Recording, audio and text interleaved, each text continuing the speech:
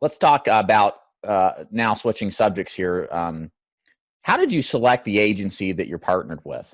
And then why did you go into final expense? Was it a deliberate choice, or was this kind of just you saw it and picked it up and just ran with it? Yep, basically what I jumped into earlier. Yep, I saw it. The opportunity was there. That's what my cousin and his one buddy Henry was doing as well. So I was just like, hey, I'll do this.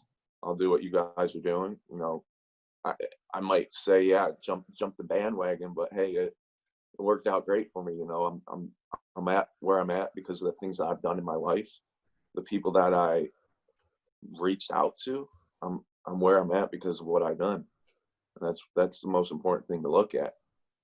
Don't look at your past. Look at where you are now, where you want to be in the future. Focus on your potential and just continue setting targets, growing, doing action. Just focus on production, increasing your income. How important would you say it is for an agent to choose the right partner as far as an agency goes, Mhm. as far as a factor in their success? I don't think, I'm gonna just say for the record, I don't think that the agency, it plays a role, but it's ultimately, as you know, it's up to you. You get up every morning, you go out there, you see the people, you grind it out. The agency, they provide help, but they're not responsible for your success. There are to a degree. I'm just kind of Mhm. curious. You can see I'm kind of on I two different opinions. Well, I have one opinion, but I still think that the individual agent is responsible for everything. But the agency does play a role. Where do you stand on that as far as how important that is? Um, it's yeah, like you said, it's not necessarily needed, but it's really helps you out if you're in a great agency, one that provides, commission, even though commission isn't everything, because if you're not producing, commission doesn't matter whatsoever. But commission's great. That's a great aspect. Right. The training is great, having that upline that will be there for you when it's needed, when you're just starting into this business. So it is very impactful to have a great agency. And also the most important thing is being independent. Right. I mean, being captive, hey, you're gonna have an office to go back to if you're captive. You're gonna have that those people that are pulling you into doing your job. You're not just on your own as an independent agent by yourself, having to wake up as you always say, and unemployed every morning. But Right. either way will work. I mean, it's just all about putting in the action, seeing the people. You can make, as long as you can make good of whatever situation that you have in life, you'll be able to do whatever. You know, see what you have to do, and you'll do it. So take us back, Ryan, to the first 90 days in this business. If you can describe, again, the reason I'm asking this question, my goal is really to share with the newest of agents that are out there what they can expect in the first 90 days and kind of from the perspective of a top producer and what they did in order to, again, pump out a lot of business and get through some of the beginning difficulties. So walk us through what your first 90 days were like. Oh wow, yeah, the first 90 days, I don't think I made a single sale. A single, Well, nothing, no, nothing at nothing. all. Yep. From when I moved out to Charlotte, I don't. Yeah, I didn't make a single sale. I think when I first moved out there, I was working my cousin's old leads. He had a boatload of old leads, and I was just door knocking. That's how I ran my business at Yeah, I first. remember Straight that. up eliminating the gap between you and the customer. You're in front of their face, and that just helps you a lot, because instead of just going over the phone, you're right in front of them, and you're seeing a massive amount of people. If you're working old leads or just door knocking necessarily, you're seeing the people, and just yeah, doing that will, and it will build your growth and build your strength to do anything that you have to conquer.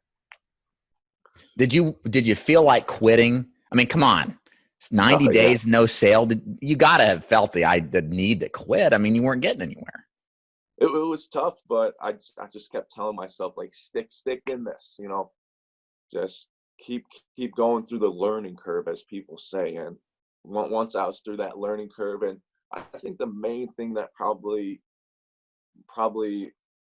had me not producing in those first 90 days was probably just not fully committing into it, not doing what was necessary to get there. And through reading books, knowledge, videos that I've watched throughout those first 90 days, I realized what I needed to do, and the amount of leads, if we might want to talk about leads.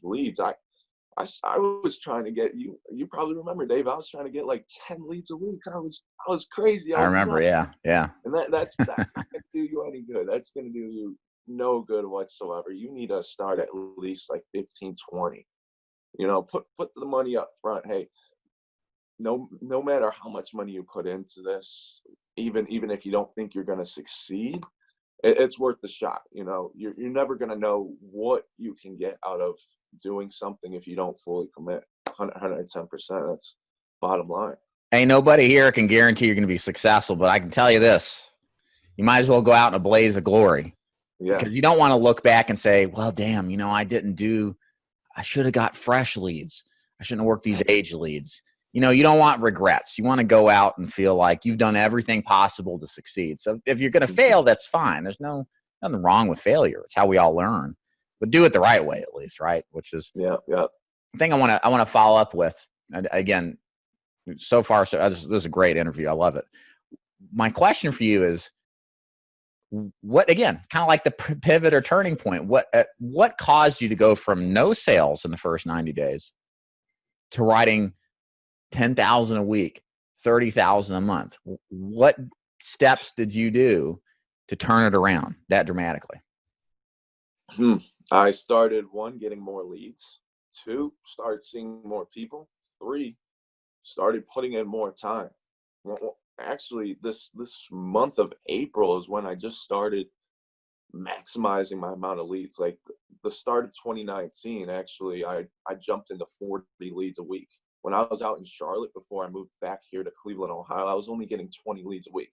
I was thinking, hey, I'll jump it up to 30, but I'm like, screw it. I'm doubling my amount of leads. And that really impacted my business. And now in the month of April, I'm putting in like 10 to 12 hours a day. I'm working Monday through Saturday, as I've got appointments all day today as well. So just maximizing your amount of leads, seeing the people, putting in the time. The time is key.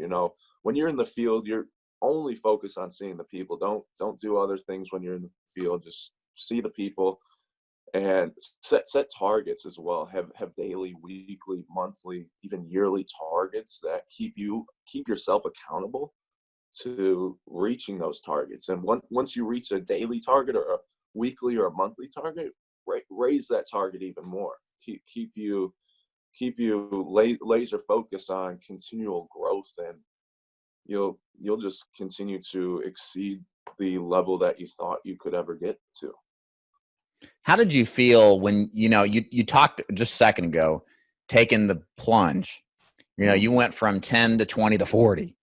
My question to you, how did it feel to make that jump, especially to 40? Was there anxiety? Was there second guessing there? What was your kind of feeling stepping it up to the big times? There might have been a little bit of anxiety, not really say anxiety, but just thinking like, hey, is this gonna work?